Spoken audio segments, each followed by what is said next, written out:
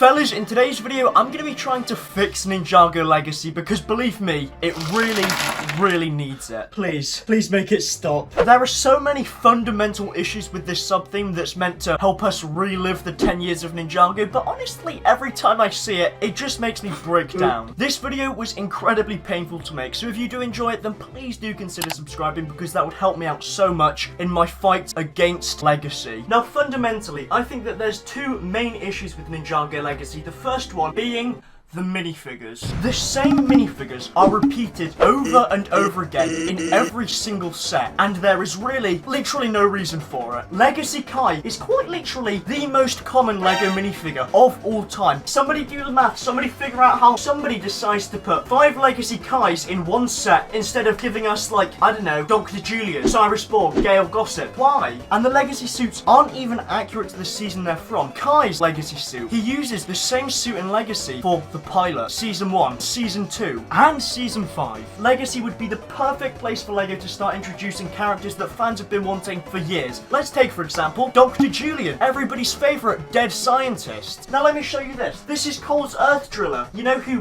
built this? Dr. Julian. You know who was in this scene? Dr. Julian. Just a thought, but maybe instead of putting your budget into making 5,000 Legacy Kais, maybe give us some new minifigures that would actually help the set sell. A set that I personally think demonstrates what Legacy should be really well is the Tournament of Elements. Such fun. This set comes with 3 elemental masters that fans have been wanting for ages. It would only make sense for them to be in a Legacy set because they're not in the new seasons. But even so, the minifigures are still inaccurate. The printing is not correct. What could possibly compel LEGO to just make them inaccurate for literally no reason?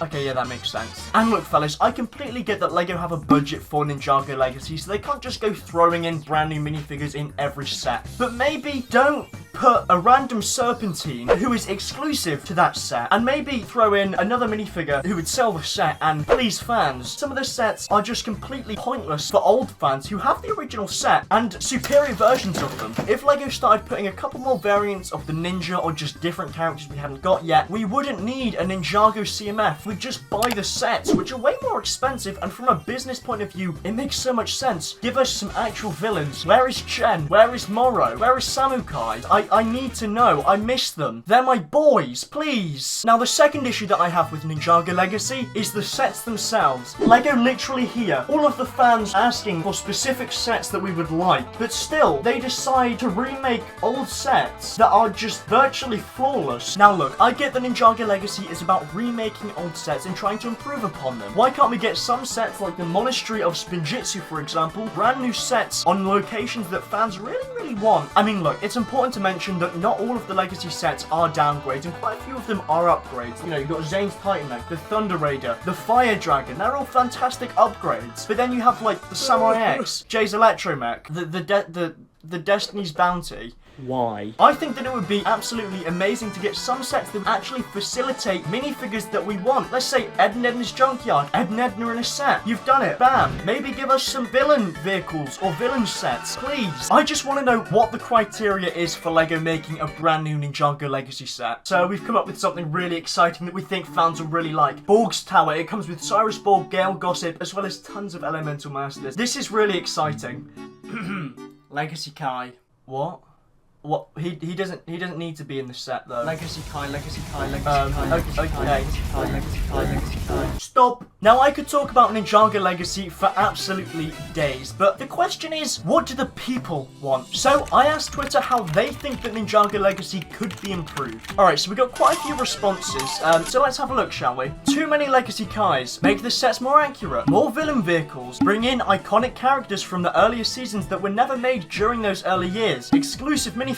And stop putting Legacy Kai, please. Now looking at the responses, I think it's safe to say that most people have the same issues with Legacy. Minifigures, inaccuracy, and just boring set choices. Now whilst it's great to think that LEGO should just make whatever we want, it's also important to be realistic with our wishes. So I own quite a lot of Legacy sets, and generally I'd say that there's a pretty consistent pattern with them, in that there's a lot of vehicles, mechs, more vehicles, just so many vehicles. In the 2021 Legacy sets, there were 7 Golden Ninja, which shortly means that without their inclusion, that budget could be put towards new minifigures that fans would want. Then There are hundreds of custom Legacy suits out there, which are all fantastic. One especially great design that I found was from NRG Bricks over on Instagram, who created several fusions of the original suit designs with the movie designs. These are literally perfect for remaining accurate to the show and still being modern after the redesigns. As for which minifigures we could get in each set, I think it would make a lot of sense to do a similar thing to what Star Wars do, where not every set has Ahsoka, Obi-Wan, and Anakin in it. They also have more side characters, like clones, other Jedi Masters, and even just completely random side characters who were just in that scene. Because of LEGO's obsession with making vehicles, it would only make sense to get some villain vehicles, something that fans really want, and something that for some reason LEGO just won't give to us in Legacy. Then we could have brand new sets like the Snake Train, or even a remade Garmatron, which could include a Dr. Julian, Corrupted Nia, or even an Overlord Garmadon. And on top of this, the location sets for Legacy are awesome. The Monastery of Spinjitzu, for example, is absolutely fantastic for old and new fans alike. If Legacy was utilised more as a means for fans to get things that we'd wanted for years but never got released, I believe that it would be considerably more enjoyable and presumably sell a lot better than it currently is. And look, I know that LEGO put millions and millions of dollars into market research and what sets will sell. Just trust me, I know things.